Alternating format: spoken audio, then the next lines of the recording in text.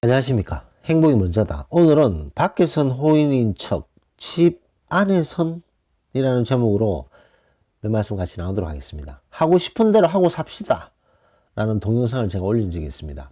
하고 싶은 대로 하고 삽시다. 하고 싶은 일인데 안 하는 분들이 있어요.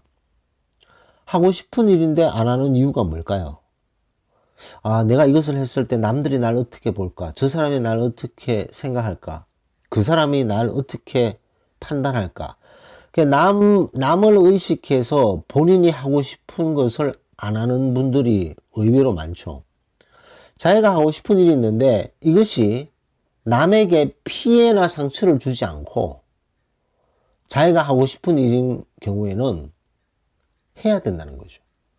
하고 싶은 일인데 남에게 피해를 주지 않고 자신이 하고 싶은 일은 남 눈치 보면서 안 하는 것이 아주 어리석은 일이 아닐 수가 없습니다. 나이 들어서 가장 후회하는 것이 바로 이거죠. 하고 싶은 일인데 남 의식하고 남의 판단을 미리 짐작하고 본인이 하고 싶은 것을 안 하는 그런 일을 했을 때 엄청난 후회가 생기는 거죠. 남에게 상처 주고 아픔 주고 그런 것이 아니라면 본인이 하고 싶은 거 하고 살아야죠. 거기에 이제 YK님께서 댓글 주셨는데, 이 YK님의 남편이, YK님이 이 사연을 주신 분이 의사표현을 하면 무조건 화를 내고, 모든 것이 이 사연을 주신 분의 탓이라고 화를 내는 거죠. 무엇을 사면 왜 샀냐? 이것이 왜 이런 문제가 많냐? 항상 트집을 잡는 거죠. 그런 사람도 있지 않습니까? 트집을 잡으려면 뭐 이것저것 다 잡아낼 수 있잖아요. 막 꼬투리 물고 늘어지면서 생트집을 잡으면서 너무나도 힘들게 하는 거죠. 이 사연을 주신 분을. 그래서 이 남편이 그런 식으로 폭언을 하고 뭐 사람을 쉽게 말해서 덜덜덜덜 볶는 거죠. 이렇게 덜덜 볶다 보니까 두려움이 느껴진다고 하십니다. 이 사연을 주신 분이 이제는 무섭습니다. 트라우마에 움츠려들고 너무 겁이 납니다. 라는 얘기를 하시는 거죠.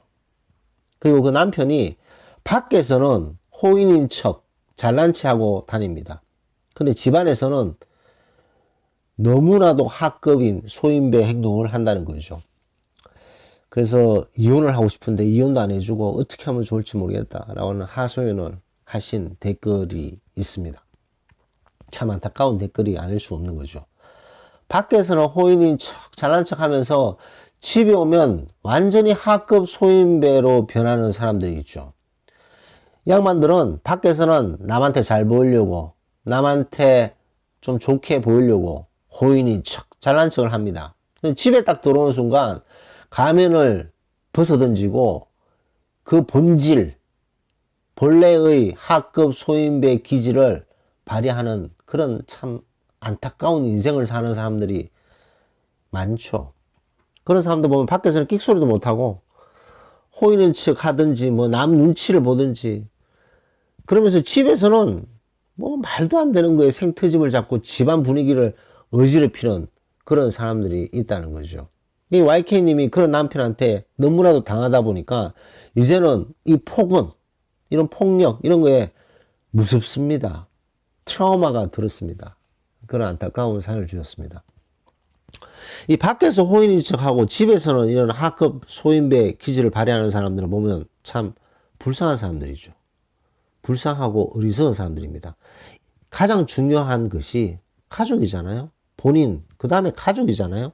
남들 비위 맞추고 남들한테 좋은 모습 보여주려고 호인인 척 하면서 가장 중요한, 자기 다음으로 가장 중요한 가족은 뭐 아랑곳하지 않는 이런 인간들이 얼마나 불쌍한 인간들입니까? 하급 중에 하급 소인배들이라는 거죠. 근데 이런 하급 소인배들은 잘 몰라요, 또. 자기가 왜 그렇게 사사건건 생트집을 잡고 가족들을 덜덜 볶느냐라고 얘기를 하면 뭐 자기 나름대로 이유가 있어요. 어떻고 저떻고 하기 때문에 내가 도저히 화를 참을 수가 없었다. 내 얘기를 들어봐라. 이렇고 저렇고 저런데 내가 화를 안 낼 수 있느냐. 이런 얘기하는 거죠. 밖에서는 호인인 척 허허허허 하고 집에 들어와서는 생트집을 하나하나 다 잡는 거죠. 그러면서 자기를 정당화시키고 가족들을 더 힘들게 하고 그런 안타까운 일들이 많습니다. 이런 일이 생겼을 때는 그 단호함을 보여주셔야 됩니다. 한 번만 더 이런 짓을, 이렇게 행동을 한다면 나는 절대로 넘어가지 않겠다. 이제는 더 이상 참지 않겠다. 더 이상 참지 않겠다. 그리고 뭐 폭언을 하고 뭐 폭력을 쓰잖아요. 그럼 바로 그냥 신고해야 됩니다.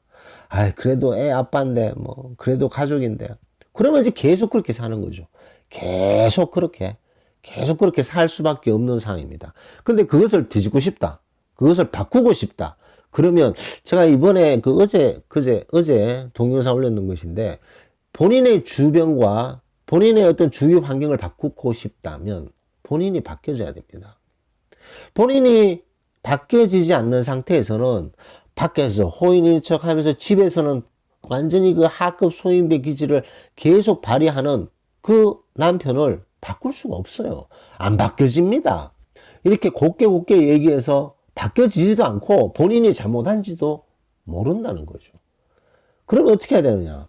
주변을 바꾸기 위해서는 우리 자신이 바뀌어져야 되기 때문에 이 사연을 주신 분 자체에서 자신이 바뀌어져야 된다는 거죠.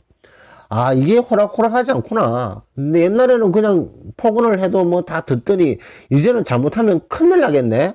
정신 번쩍 차리게 해야 됩니다. 그래도 들똥말똥인데 그냥 트라우마가 생기면서 무서워서 말을 못하고 그렇게 지내다 보면 엄청난 피해가 계속 생기게 된다는 거죠. 하나 예를 들어 봅시다. 어떤 사람 A와 B가 있어요.